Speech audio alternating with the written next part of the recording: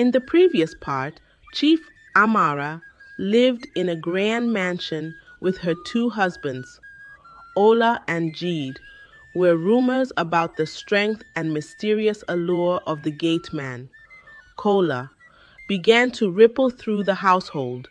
What started as casual whispers soon spiraled into a vortex of curiosity, longing, and tangled emotions as both Ola and Jeed, despite their contrasting personalities, despite their contrasting personalities, found themselves irresistibly drawn to Kola. From stolen glances and veiled questions to the suffocating tension of unspoken desires, the once tranquil household now simmered with an undercurrent of secrets poised to erupt at any moment. Let us delve into the next chapter of the story, where hidden truths surface, suppressed emotions overflow, and revelations threaten to change everything. But at that moment, the future was clear in their minds. Get Kola's attention and keep it no matter what. That same evening, the large house felt strangely quiet. Chief Amara was away on another trip, and the staff had finished most of their chores. The mansion's grandeur seemed muted, its high ceilings and polished floors exuding an eerie stillness. Ola stood by a window in the upstairs hallway. He watched the moon rise over the high walls, feeling a slight chill run through his arms. He wore a light robe over his pajamas, unsure if he should stay awake or go to bed early. Downstairs, he heard soft footsteps. He peeked over the banister and saw Kola. He was checking the locks on the front door. Normally, he did this routine check and then returned to his small room near the gate. But tonight, Ola felt a sudden urge to speak to him. He placed his hand on the rail and quietly walked down the stairs. "Kola!" he called in a low voice. When he reached the ground floor, the lights in the hallway were dim, making shadows dance on the walls. Kola turned, looking surprised. "Sir," he said, "is everything okay?" Ola nodded, but stepped closer. He could hear his heart beating. "I noticed a light in the garden flickering," he said, hoping to sound calm. "Can you help me check it?" Kola looked toward the back door. "Yes, sir. Let me get a flashlight." Ola followed him outside into the cool night air. The garden was still and silent. Large lamps stood among the flowers, casting faint yellow circles on the ground. One lamp near the tall rose bushes blinked on and off. Ola led Kola, there pointing at the wires. Kola knelt down and fiddled with the small switch. "It looks loose," he said, twisting it gently. "We might need a new bulb." Ola folded his arms, pretending to watch the lamp, but in truth he was watching Kola's broad shoulders in the moonlight. He remembered the stories about his strength. He suddenly felt warm even though the night air was cool. After a moment, Kola stood up. "I tightened it, sir. It should last until we get a new bulb tomorrow. Are you all right?" Ola cleared his throat. "Yes, I'm fine, thank you." He smiled, taking a half step closer. The soft smell of roses surrounded them. Kola looked at him, waiting for a signal to leave, but his eyes lingered on Kola, and he did not step back. For a long moment they stood in silence. Then Ola reached out, almost without thinking, and touched his arm. I'm grateful for all your hard work," he said, his voice shaky. Kola swallowed, clearly unsure how to respond. Ola felt his heart pound even harder. Something about the night, the moonlight and the gentle darkness made him feel brave and scared at the same time. Before he could stop himself, he leaned in and pressed his lips to Kola's cheek. It was just a quick kiss, but it made his entire body tremble. Sir Kola said softly, looking around as if worried someone might see them. Ola realized what he had done. He stepped back, his face warm. "I'm sorry," he managed to say. I. But Kola surprised him by gently placing his hand on his shoulder. He looked into Ola's eyes, and in that brief moment, everything else disappeared. No one else in the big house mattered, only the two of them standing among the roses. They shared a slow, nervous kiss. A rush of feelings washed over them: excitement, guilt, and a strange relief. It was as if both had been holding their breath for a long time. When they finally pulled away, their hearts were beating fast. Ola felt dizzy. He couldn't believe what he had done. He knew it was wrong, but he also felt more alive than ever. Kola glanced at the dark windows of the mansion, worried someone might catch them. "I should go," he said quietly, stepping back. "I have to wake up early tomorrow." Ola nodded, tears of confusion filling his eyes. He watched Kola slip back into the house, then out the front door toward his small room by the gate. He stood there for a few more minutes thinking about what just happened. Then he hurried inside, his mind racing. Early the next day, Jeed was full of energy. He had slept well, dreaming about finding a moment alone with Kola. He spent extra time picking out a bright shirt and brushing his hair. He wanted to look his best, though he told himself it was just a normal day. After breakfast, he asked Oak to drive him to the shops downtown, but he had a plan to return early, hoping to catch Kola off guard at the house. He bought a few groceries, some new slippers, and chatted with a friend. Then he rushed back home, making sure he arrived before noon. When Jeed entered the foyer, he noticed Ola was nowhere in sight. He guessed Ola might be upstairs or in another part of the mansion. He took a deep breath, heading straight for the back door that led to the storage room. Near the storage area, he saw Kola arranging some tools. He wore a simple t-shirt and jeans which showed off his strong arms. Jide paused, letting his heart steady. Then he stepped forward with a smile. "Kola," he called, setting down a bag of vegetables. "I need your help. Can you carry these for me?" He turned around. "Of course, sir," he said. He picked up the bag with ease, his muscles flexing. Jeet glanced around to be sure no one was watching. "Follow me," he said, leading him to a small, unused corner of the storage room. There he opened a cupboard and placed the vegetables inside. Kola stood close behind him, waiting for instructions. The air felt thick and Jide could barely hear anything over the sound of his own heartbeat. "Thank you," he said, turning to face him. "I'm glad you're here. You always know how to help me." Kola shifted his feet. "I try my best, sir," he replied, not meeting his eyes.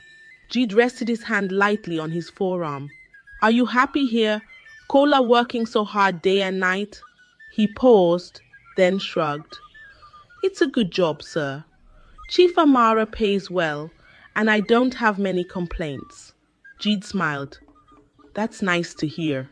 He realized his hand was still on Kola's arm, and his heart skipped a beat. He felt a sudden rush of courage. Stepping closer, he tilted his head. "Kola, do you ever get lonely in that small room by the gate?" He looked at him, eyes wide, as if he didn't know what to say. "Sometimes," he whispered. Jeed lifted his other hand and gently touched his shoulder. "I feel lonely too," he said in a quiet voice. "Chief Amara is away so much. He paused, noticing how Kola's breathing had changed. He could sense his nervousness, and it made his own nerves tingle. Without waiting for his reply, he stood on his toes and kissed him. It was soft at first, but then it grew bolder, fueled by the emptiness he'd felt for so long. He wrapped his arms around Kola's shoulders, and Kola held him for a moment. Time seemed to stop. When their lips parted, Jeet felt breathless. He looked into Kola's eyes, seeing a mix of surprise and longing. Then footsteps sounded in the corridor outside. Someone was passing by. They froze, holding their breath until the footsteps faded. Jeet giggled softly. "We should be careful," he said, his hands still resting on Kola's shoulders. He nodded quickly. "Yes, sir," he agreed, stepping back. "We can't let anyone see us." Jeet smoothed his shirt, trying to calm his heartbeat. "Thank you for your help," he said, lifting the grocery bag from the floor as if nothing unusual had happened. "I'll put these things away now." Kola swallowed and whispered, "I should return to my post." They exchanged a long look, and then Kola hurried off, slipping out the side door. Jide stayed behind, pressing his fingers to his lips. He felt a swirl of excitement and guilt in his stomach. That evening, Kola sat on his small bed in the gatehouse thinking about both encounters, one with Ola under the moon, another with Jide in the storage room. He never planned for any of this. It just happened. He felt happy and worried at the same time. If Chief Amara ever found out, Kola could lose his job, or worse. Still, he couldn't deny that being close to them sparked something inside him. They were both kind to him, and they were both so lonely. Kola had never imagined he would catch the attention of one husband, let alone two. It felt like a dream and also like a big secret he had to hide carefully. Meanwhile, Ola locked himself in his bedroom. He paced around, remembering how it felt to kiss Kola in the garden. He told himself it was just a moment of weakness, that he would not let it happen again. But deep inside, he knew he wanted more. He could still feel the press of his lips on his. Jide, sitting in the living room, also struggled to keep his face calm whenever staff walked by. His mind replayed the scene in the storage room. He wondered if Kola was thinking about him too. He told himself that no one could find out, not even Ola. He wanted Kola's affection all to himself. And so, the mansion settled into night once again, with three people holding a secret that could tear them apart. Ola, Jeet, and Kola each felt a mix of excitement and fear. None of them realized this was only the beginning. Soon, their choices would lead to deeper desires, hidden lies, and consequences that nobody could stop. For now, though they each told themselves they could keep it under control, they believed no one else would find out, and that life would go on smoothly. If only they knew how their hearts and decisions would clash in the days ahead. But in this silent night, they allowed themselves a brief hope that everything would stay simple, that this new fire burning inside them would never be discovered. Ola woke one morning, feeling lightheaded and weak. His stomach felt uneasy, and he had trouble eating his usual breakfast. He tried to brush it off, telling himself it was just stress from the secrets he was keeping. But by the third day of feeling sick, he began to worry. He noticed he was also more tired than usual and guessed something might be happening with his body. He stood in front of his mirror, pressing a hand against his belly. Could I be pregnant? The thought made his heart race. Chief Amara had been away for a while, and he couldn't remember the last time he was truly close to her. If he really was pregnant, it would raise questions. He thought of Kola and felt both excitement and fear. That same day, Jeet was also having strange symptoms. He felt dizzy in the mornings and certain smells made him feel like throwing up. He paced around his room wondering if it was something he ate. But his period was late, and a scary thought crept into his mind. What if I'm pregnant too? Jeet didn't tell anyone right away. He knew if he asked the family doctor to visit Ola or the staff might notice. So he decided to handle it quietly. He planned to see a private doctor in town the next time he went out. Meanwhile, he tried to act normal, but his eyes kept drifting to his belly whenever he passed a mirror. A few days later, Ola found a chance to speak with the same private doctor he had seen once before. The doctor was known for not asking too many questions. He made an excuse to go shopping and slipped into the doctor's small clinic. After a brief check, the doctor gave him the news. He was indeed pregnant. Ola's heart pounded. He felt both happy and worried. As he left the clinic, he whispered to himself, "It must be Kola's child." He closed his eyes for a moment, leaning against a wall. He thought of how sweet Kola had been and how gentle his touch felt. But the danger of Chief Amara finding out terrified him. He placed a hand on his belly and told himself he had to be strong. Around the same time, Jeet visited another private clinic on the other side of the city. He was so nervous that his hand shook while he waited the sound of his heartbeat loud in his ears. When the doctor confirmed he was pregnant, he gasped, his world spinning for a moment. His mind raced with questions. What will I do now? How can I keep this secret? And what if Ola finds out? On his way home, Jeet stared out the car window, watching the city lights blur past. He pictured Kola's face and remembered the stolen moments they'd shared. A small smile crossed his lips, but he also felt a chill in his chest. If Chief Amara learns the truth, this could ruin everything. Both husbands returned to the mansion, hiding their news as best they could, but their moods changed in small ways. Ola became quieter, often lost in thought, his fingers absent-mindedly tracing patterns on the dining table. Jeet grew more jumpy, snapping at the maids when they asked too many questions, his voice carrying a sharp edge. The staff noticed, but they said nothing out loud. Everyone knew it was safer not to pry. Late one afternoon, Kola was in the corridor, wiping sweat from his brow after fixing a broken lock. The faint smell of machine oil lingered in the air. Jide spotted him and stopped to say hello. He tried to keep his voice cheerful, though he felt butterflies in his stomach. "Kola, did you manage to fix that lock?"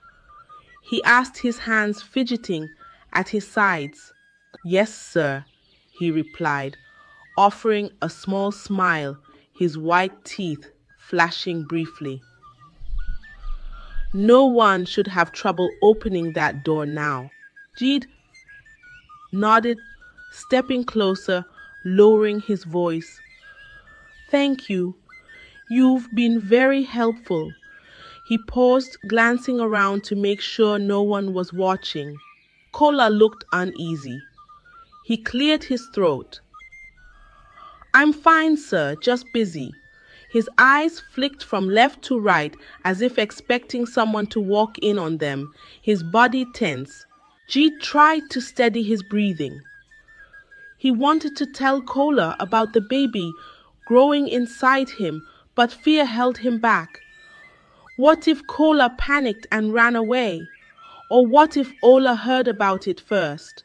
After a tense moment of silence, Jeet just said, "We'll talk later," then hurried down the hall, his footsteps echoing faintly behind him. Kola stood there confused. He felt a strange shift in the air. Jeet seemed more anxious than usual, and he had noticed lately that Ola also wore a worried look on his face. That evening, Chief Amara returned from her trip without warning. She walked into the main living room with a briefcase in hand, surprising everyone. The staff rushed to greet her, taking her suitcase and offering her a cold drink, their movements swift and efficient. Ola and Jeet quickly composed themselves, each man hiding his secret. Chief Amara looked around. "Why does the house feel so quiet?" she asked in a light tone, her sharp eyes scanning the room. Then she frowned at the sight of Ola's tired face. "Ola, are you feeling okay?" she asked, her voice tinged with concern. He forced a small smile, brushing a hand through his hair. "I'm fine, Chief. Just a bit of a headache." Jeet also came forward, giving her a quick hug, his arms stiff. "Welcome back," he said, his voice shaky, betraying his nerves. Chief Amara raised an eyebrow. "Are you all right too, Jeet?" she asked, her tone neutral, but probing. He nodded too quickly, trying to put on a bright grin. Chief Amara studied them both. She felt something was off, but she decided not to push. She simply announced she would be going to her study to make some phone calls. As she walked away, she turned back once, noticing how tense her husbands looked. Maybe they've had an argument, she thought, shaking her head slightly. Meanwhile, Kola stood outside at his usual post by the gate. He saw Chief Amara's car driving earlier and felt a wave of worry wash over him. What if Chief Amara already knows something? Kola tried to shake off the thought. No one had confronted him yet, but the guilt was there. He couldn't forget his stolen kisses and secret moments with both husbands. Later that night, after Chief Amara had eaten dinner and gone up to her room, Ola slipped out to the garden. He needed fresh air. The moon was bright, casting silver light over the roses. He stood near them, their faint perfume filling the cool air, remembering the night he kissed Kola right there. He placed his hand on his belly again and felt tears prick his eyes. "How can I keep this hidden for long?" he whispered to himself, the words carried away by the breeze. Suddenly Jeet appeared at the door to the garden, also seeking a quiet place. Seeing Ola already there made him pause for a moment. They just stared at each other. Neither knew the other was pregnant, but each could sense a tension they couldn't explain. Ola wiped his face with a tissue. "Couldn't sleep?" he asked softly, his voice barely above a whisper. Jeet shook his head. "No, too much on my mind." They stood side by side, both thinking about the same man, both carrying his baby, yet they had no idea they shared this burden. In the silence, the crickets chirped, and a soft breeze blew through the leaves. Jeet finally broke the quiet. "Ola, do you feel like something has changed around here?" he asked, his voice hesitant. Ola glanced at him. "Yes, but I'm not sure how to explain it." They said nothing else. Each husband was too scared to talk about his secret. Instead, they turned and walked back into the mansion, each heading to his own bedroom. In their separate rooms, they lay awake thinking of Kola and the life growing inside them. In the gatehouse, Kola couldn't sleep either. He stared at the ceiling, remembering Ola's gentle touch and Jide's warm kisses. He could sense that something was happening, but he didn't know what. Both husbands seemed distant lately. He worried about the day when the truth might come out. Little did they all know that the changes in Ola's and Jide's bodies were about to become harder to hide. Soon the signs of pregnancy would be too clear to ignore, and when that happened, the mansion would be thrown into a storm of questions, blame, and heartbreak. For now, they clung to their secrets, hoping no one would see the truth that was quietly growing in the shadows. Early one morning, Jeet stood in front of his mirror, staring at his reflection. He noticed his belly looked a bit rounder. He gently placed a hand on it. His mind filling with both joy and fear. He remembered the doctor's words. "You're pregnant." The reality felt heavier each day. He wondered how long he could hide this from everyone, especially from Ola. He suspected that if Ola found out, it would become a battle. "I must stay one step ahead," he thought, determination hardening his resolve. Down the hall, Ola was also aware of his growing belly. He wore a loose gown, hoping to conceal any changes. His mind was filled with thoughts of Kola and how he might react if he knew about the baby. Does he suspect? He wondered. And what about Jeet? Does he know anything? Each time Ola saw Jeet, he felt a strange tension in the air. They barely spoke more than a few polite words. Still, Ola had a nagging feeling that something was off. Later that day, Chief Amara left for a business meeting. She would be away until late evening. Ola and Jeet stayed behind in the mansion. As soon as she was gone, the staff seemed to relax a bit, but both husbands felt their own secret worries growing stronger. Each tried to think of ways to secure Kola's attention without drawing too much notice. Ola decided to start his plan by talking to the staff. He quietly found Bay, one of the housemaids, in the laundry room. Bay was folding sheets, the faint scent of detergent filling the air. "Bay," Ola said softly, looking around to make sure no one else was listening. Bay nodded quickly. "Yes, sir. What do you need?"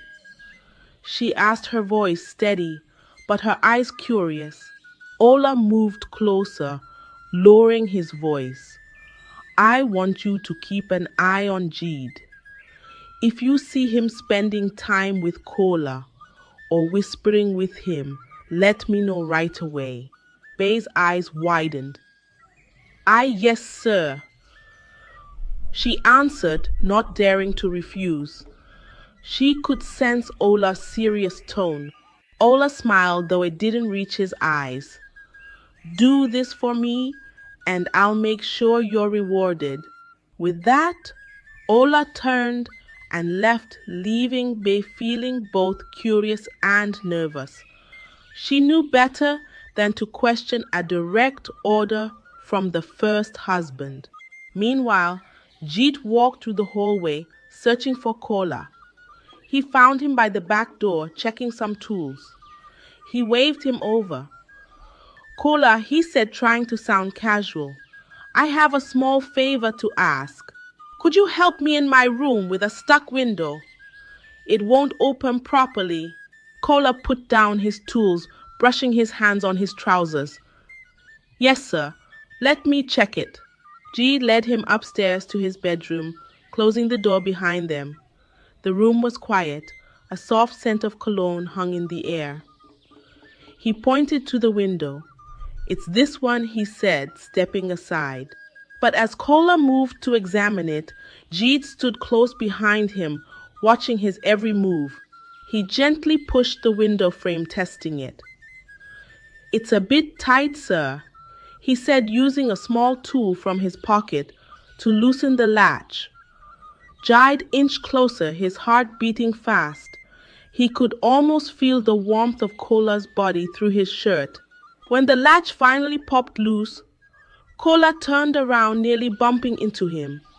His eyes widened for a moment, and Jide placed a hand on his shoulder to steady himself. "Ah," he said, laughing nervously. "Thank you, Kola." Kola nodded, stepping back. "It was not too difficult, sir. Is there anything else you need?" His voice shook slightly, recalling the secret moments they had shared before. Jeet bit his lip. He almost told him about the baby, but fear held him back. Instead, he reached out and lightly touched his arm. "No, that's all," he replied. I appreciate you." Kola gave a small nod. "I'm glad to help," he said softly. Then, wanting to avoid any sudden drama, he slipped out of the room. The moment he was gone, Jeed sighed, pressing a hand to his belly. "I'm certain he should know soon," he thought, but he wanted to find the perfect time. Maybe after he made sure Ola wasn't too close to him. Downstairs, Bay peeked out from the laundry room. She was determined to do her job well and please the first husband. She found Ola in the kitchen, sipping a glass of water. Sir Bay whispered, "I saw Kola follow Jeed to his room. They stayed there for a short while, and now he's coming down." Ola's hand tightened around his glass. "I see," he said, his voice cold. His suspicions were right. Jide was trying to get close to Kola again. "Thank you for telling me. You can go now." Bay bowed her head and left. Ola stood still, feeling anger churn inside him. He wanted Kola's attention to himself, especially now that he carried his child. Thank you for staying with the story up to this point. Your support means the world to me. In the next chapter, prepare to uncover hidden secrets and witness how the intricate web of relationships grows even more tangled and compelling. Stay tuned for the unexpected twists and deeper layers yet to come. In a quiet town called Umo, there lived a beautiful young woman named Ada. She was admired by everyone in the village. Men from far and wide came to ask for her hand in marriage. No one could deny her beauty. Her glowing skin, her radiant smile, and kind eyes made her the talk of the town. The village's cobblestone streets often buzzed with chatter about her, and even the elders admired her graceful demeanor. But no matter how many men asked her to marry them, Ada couldn't say yes. Instead, she preferred to spend time with them, only to send them away once she was done. It wasn't because she didn't want love. Ada had a deep secret, one she couldn't share with anyone except her two best friends, Rena and Sam. She trusted them completely and confided in them about her struggles. Ada had something inside her, something that made her feel restless. She couldn't spend a day without being with a man. It wasn't just one man.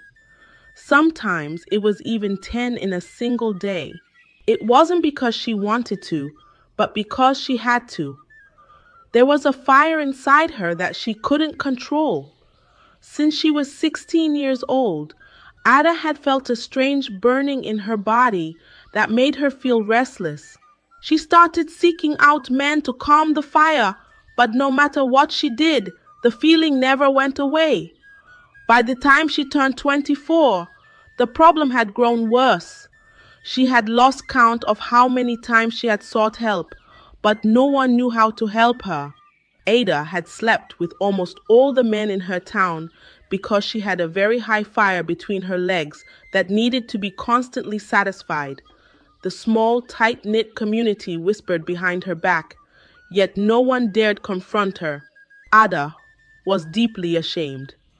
She had even paid men to be with her, just to ease the burning inside her, but nothing worked. Every night, she would lie in bed and cry, staring at the cracks in the ceiling, wondering why she was cursed with this terrible secret. She didn't want to live this way, but it seemed impossible to stop.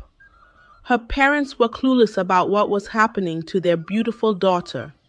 They often pressured her to get married, saying, "Ada, you are so beautiful. Why don't you settle down with a nice man?" But Ada couldn't tell them the truth. How could she explain that one man would never be enough for her? How could she marry when she needed many men every day? So she kept her secret, telling her parents she wasn't ready for marriage, even though the real reason was far darker. One day, while walking out of a small cafe that was nestled at the edge of the marketplace, Ada bumped into a young man named Daniel. He was kind and gentle, with eyes that seemed to understand more than words could convey, and for the first time in her life, Ada felt something strange, something different. Her heart raced and her cheeks flushed. Daniel smiled at her and said, "No worries. Are you okay?" Ada nodded quickly, unable to speak. As Daniel offered her a ride home in his weathered but reliable old car, she found herself agreeing without hesitation. That night, after their chance meeting, Ada couldn't stop thinking about him. She felt something she hadn't felt before. Hope, maybe, just maybe, Daniel could be different. As days went by, Ada and Daniel grew closer. They spent more time together, walking along the peaceful trails of the nearby forest or sitting by the quiet lake just outside town. Soon enough, Daniel confessed his love for her. Ada was overjoyed. For the first time, she believed she could have a normal life. Maybe this love would take away her secret and the fire inside her would disappear. But it didn't. Even though Ada loved Daniel deeply, the burning desire didn't stop. She tried to hide it, but soon she found herself sneaking away to meet other men on a daily basis. She hated herself for it, but she couldn't resist the pull. The guilt ate away at her. Every time she was with Daniel, she felt like she was lying to him. She wanted to be faithful, but the fire was too strong in between her legs. One evening, Daniel surprised Ada with a proposal. He got down on one knee under the golden glow of the setting sun and asked, "Will you marry me?" Ada was shocked and said yes. She couldn't wait to share the news with her best friends, Raina and Sam. The three friends met at their usual spot the next day, a cozy corner of the town's central park. Ada proudly showed off her engagement ring, her smile wide and bright. Rena and Sam cheered for her, hugging her tightly and celebrating this big moment in her life. They drank and laughed, imagining the beautiful life Ada was about to have with Daniel. But deep inside, Rena felt something dark. She had always been in Ada's shadow. Raina had struggled to find love herself, and now she couldn't understand how Ada, who carried such a dark secret, could be the one to get everything. Rena felt bitter and jealous. How could someone who slept with so many men be rewarded with love and happiness while she, Raina, was left with nothing? Rena couldn't stop the jealousy from growing. It ate away at her until she came up with a plan to stop Ada's wedding. The big day arrived. Ada and Daniel were surrounded by friends and family, and the wedding hall was beautifully decorated with white lilies and shimmering lights. Everyone was excited to witness their love. But just as Ada and Daniel were about to exchange their rings, something strange happened. The large screen in the hall flickered, and a video started playing. It wasn't a sweet video of Ada and Daniel's journey together. No, it was something much worse. It was a video recording of Ada sleeping with different men. The guests gasped in shock as the sounds of their voices filled the room. Ada's secret was out for everyone to see. Daniel's face turned pale. He couldn't believe what he was seeing. Ada stood frozen, her world crashing down around her. The whispers in the room grew louder, and Ada could feel the weight of everyone's judgments. Daniel didn't say a word. He walked out of the hall, leaving Ada behind. Ada ran after him, crying and begging him to listen, but it was too late. Daniel was too hurt. He drove away, leaving Ada standing there, broken and alone. Sam quickly rushed to Ada's side, helping her into a car and driving her home. Ada cried uncontrollably, staring out the window as the streets blurred past, wondering how her life had come to this. She knew her secret would destroy her, but she never thought it would happen this way. The days that followed were filled with pain and regrets. Ada's heart ached for Daniel, but she knew the hard truth was difficult to face. She couldn't live with her secret any longer. She needed help, real help, to deal with the fire inside. You must be wondering who had played that video on Ada's wedding day. It was Rina. Rina, her friend, the one she trusted with her secrets. Rina had actually taken a secret recording of Ada with other men and played it on the screen on her wedding day, just to end the marriage, all because of envy and jealousy. Ada didn't know Rina was involved.